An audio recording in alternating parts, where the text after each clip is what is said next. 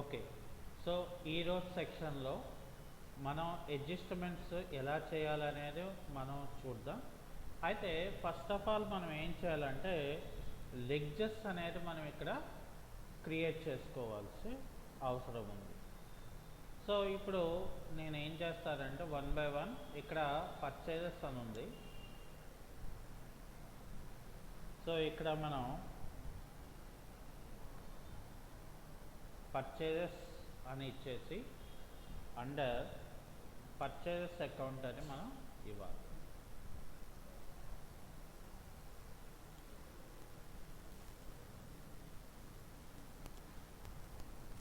ఆ తర్వాత అమౌంట్ కాలంలో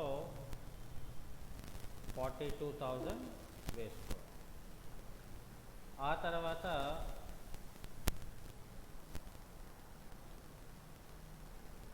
మిషనరీ అని ఉంది.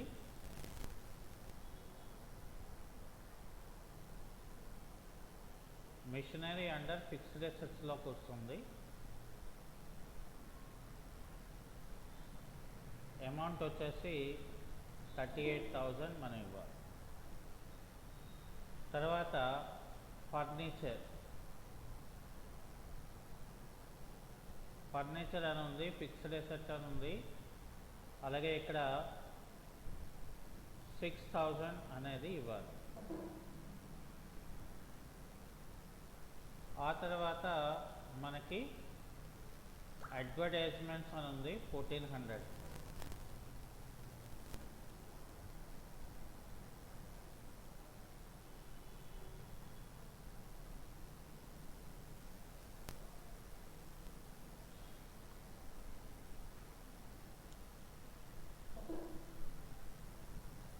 ఆ తర్వాత ఆడిట్ ఫీజ్ అని ఉంది. ఆడిట్ ఫీ అనేది మనకి ఇండైరెక్ట్ ఎక్స్పెన్సెస్ 800.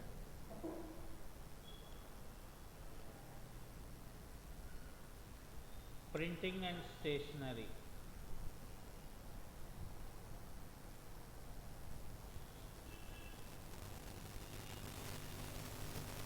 ఇది కూడా ఇండైరెక్ట్ ఎక్స్పెన్సెస్ 3,200.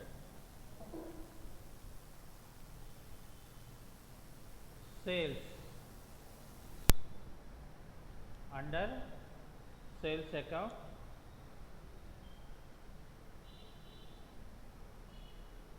65,000.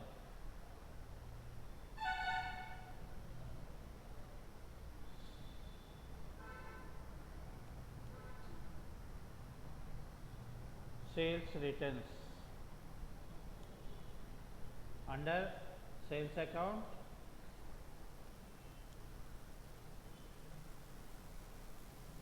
1,500. ఇది క్రెడిట్లో చూపిస్తుంది, మనం దీన్ని డెబిట్ కింద మార్చాలి. అలాగే పర్చేజెస్ రిటర్న్స్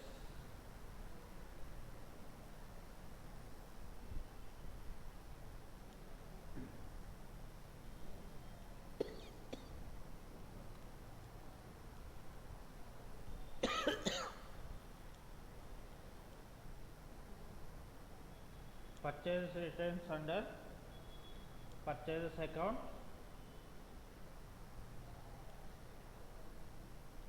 800. ఇది డెబిట్లో ఉంటుంది, మనం క్రెడిట్ కింద మార్చాలి. అలాగే వేజెస్ అనేది మనకి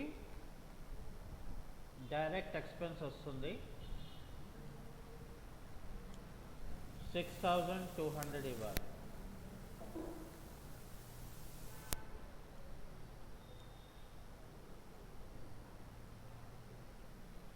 తర్వాత ఇక్కడ క్యాష్ అట్ బ్యాంక్ అని ఉంది.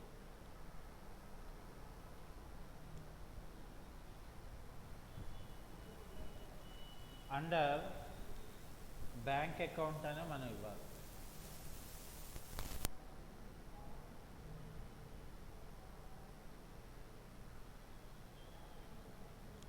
cash at bank 12,000.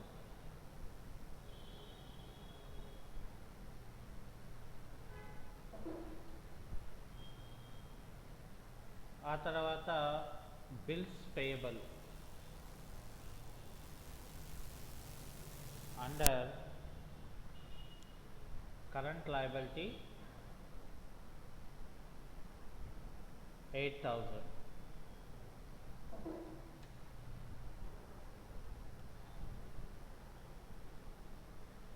Bank overdraft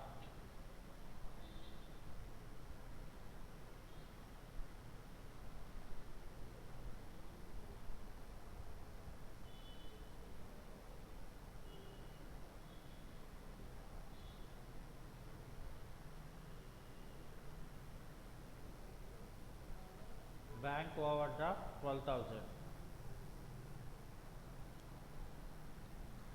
under bank OD account.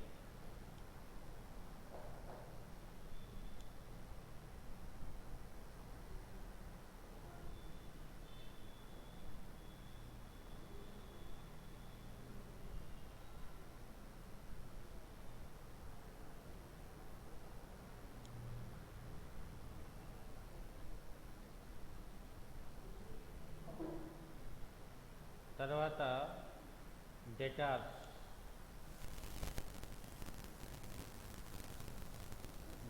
Under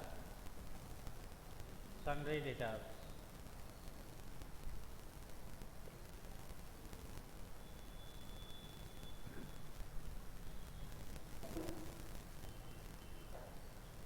$24,000.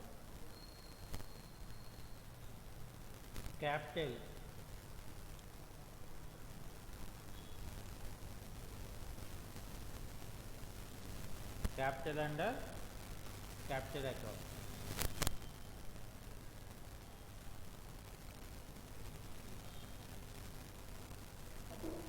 $80,000. Creditors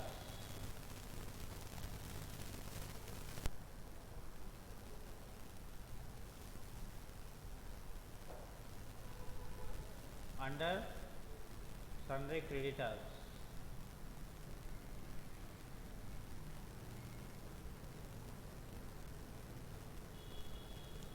$10,000.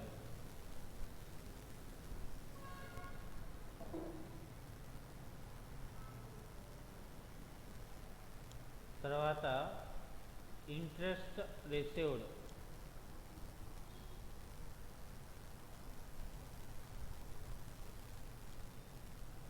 ఇది under indirect income.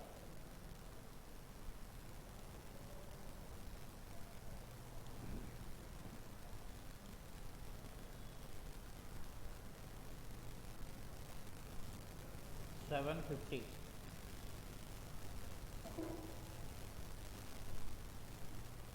Land and buildings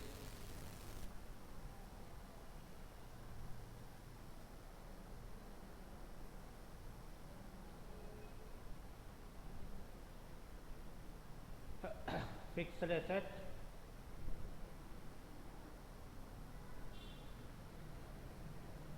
$32,650.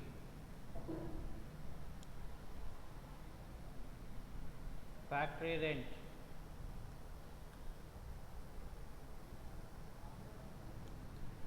under direct expenditure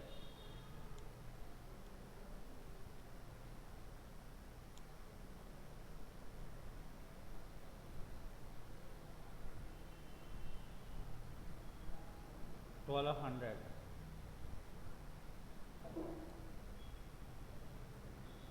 Next one, insurance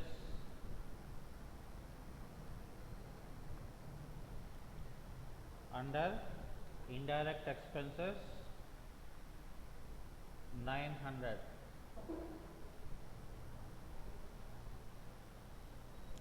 Stock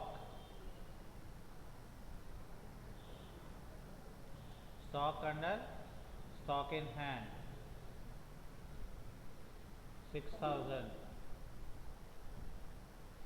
Bad debts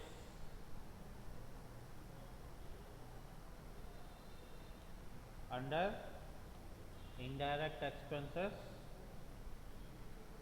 $700.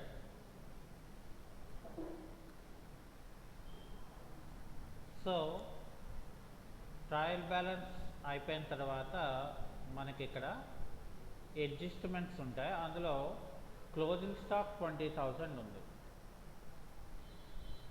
ఇక్కడ 2 సార్లు ఎస్కేప్ కీ కొట్టి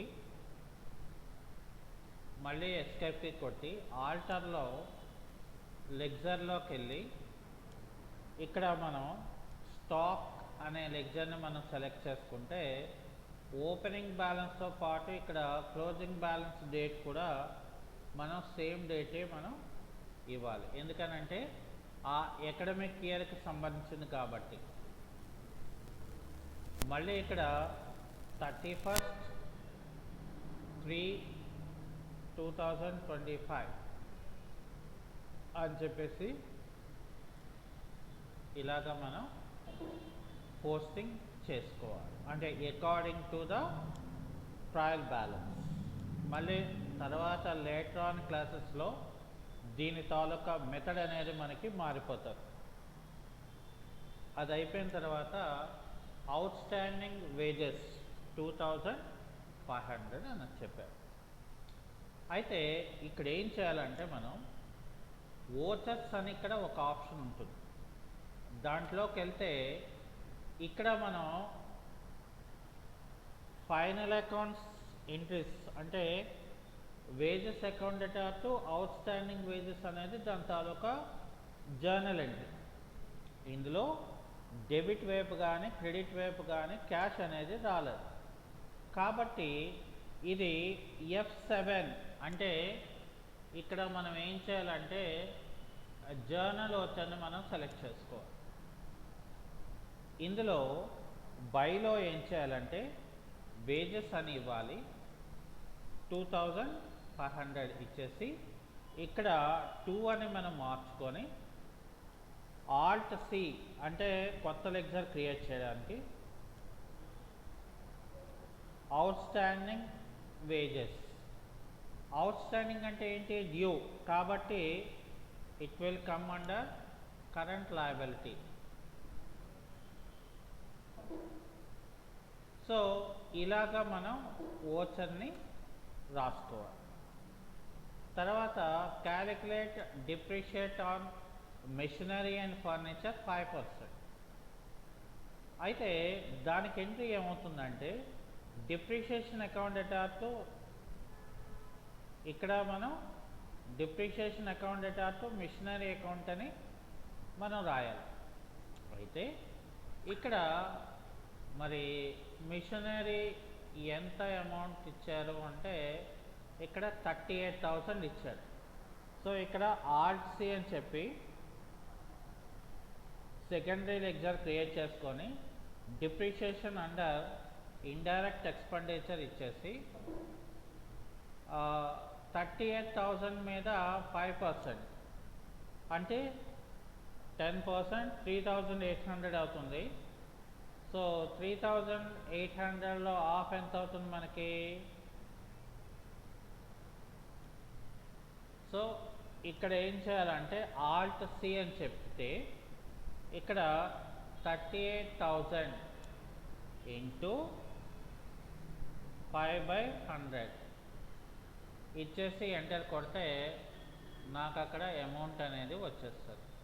ఇక్కడ ఏం చేయాలంటే మనం మిషనరీ అకౌంట్ అని మనం ఇవ్వాలి అంతే. అలాగే ఇక్కడ డిప్రిషియేషన్ అని మనం సెలెక్షన్ చేసుకొని ఇక్కడ ఫర్నిచర్ ఎంత ఇచ్చాడు? 6,000 ఇచ్చాడు.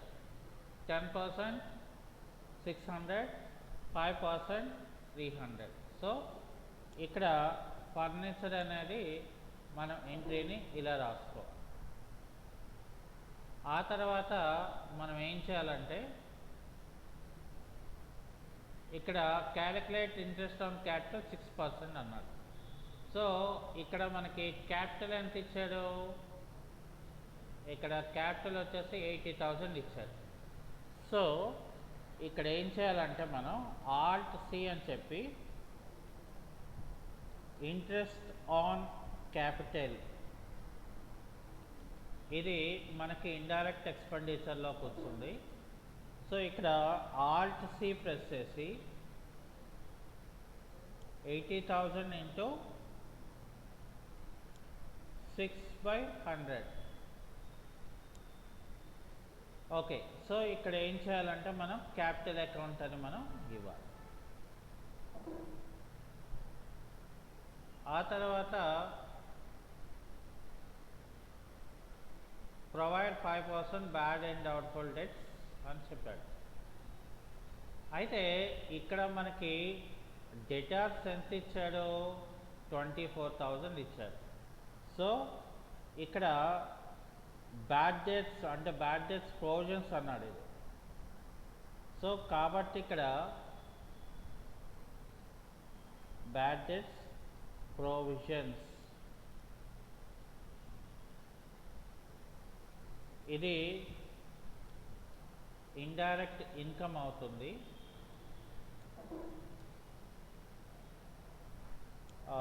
ఇక్కడ ఆల్ట్ సి చేసి 24,000 ఇంటూ 5/100. సో ఇక్కడ డెటార్స్ అని మనం ఇవ్వాలి.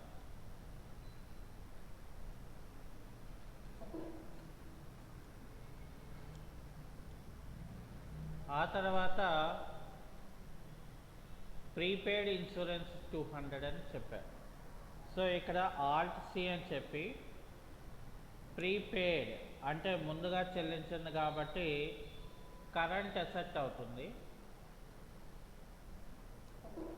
ఇదేమో 200 ఇవ్వాలి మనం. దేని మీద? మనం ఇన్సూరెన్స్ మీద. సో ఇదంతా అయిపోయిన తర్వాత అప్పుడు మనం ఏం చేయాలంటే actual trading profit and loss account అనేది ఇక్కడ మనకి తెలుస్తుంది. అలాగే బ్యాలెన్స్ షీట్కి వెళ్తే బ్యాలెన్స్ షీట్ కూడా మనకి ఇక్కడ ఆల్ట్ ఎఫ్ అని కొడితే ఇన్ డీటెయిల్గా తెలుస్తుంది.